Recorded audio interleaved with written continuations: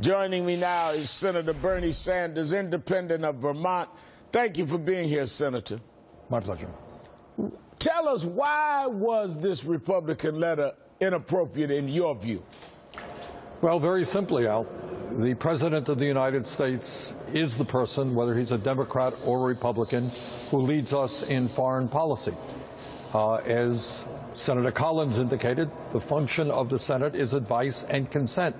It is not to undermine the work that the President of the United States is doing. Can you imagine, before the war in Iraq or during the war in Iraq, if some Democrat had written a letter to Saddam Hussein talking about concerns? So what they are doing is clearly trying to sabotage this effort to prevent Iran from getting a nuclear weapon. That's what they're trying to do.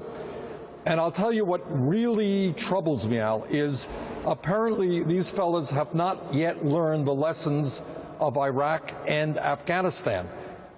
And they are now thinking that maybe the only solution with Iran is not to try to have a negotiation, not to try to have a peaceful resolution to prevent Iran from getting a nuclear weapon, but in their minds, maybe the only solution is another war. 2 wars is not enough. Maybe we need a 3rd war in the Middle East. And I think that is a disastrous idea.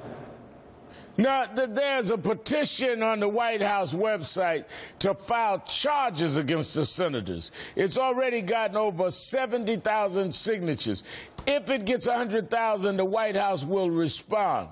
No one in history has ever been punished under the Logan Act, so this is highly unlikely in any case. But what does this say to you that this many people are paying attention? Look, I think it says that people all over the country understand this is outrageous behavior. It shows the continuing contempt that Republicans have for the president. They invited Netanyahu to a joint session of Congress, and they forgot to tell the president. Now they're trying to undermine these negotiations.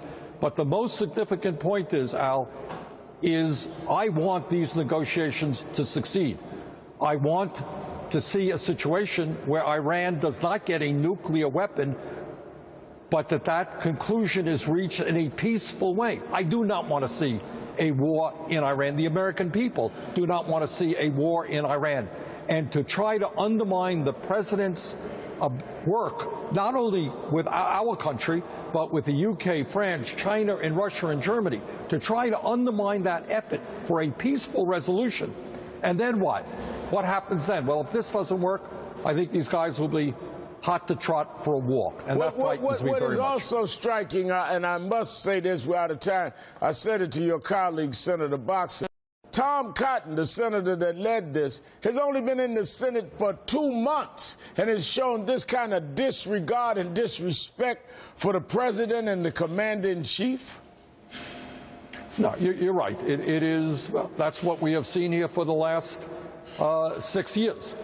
But again, the fear here is, forget, the attacks on Obama, forget all that stuff. What happens if what is undermined? What happens if he and the other 5 countries are not successful? What's the alternative? Do these guys really want a war with Iran? What are the implications of that? How many more decades will the United States and our young people be in the Middle East? Will it be a never-ending war? How much is it going to cost us in terms of treasure, in terms of human life?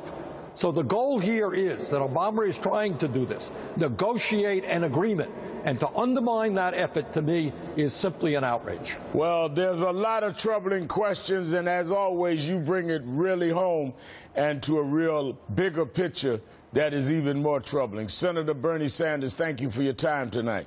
Thank you all. Coming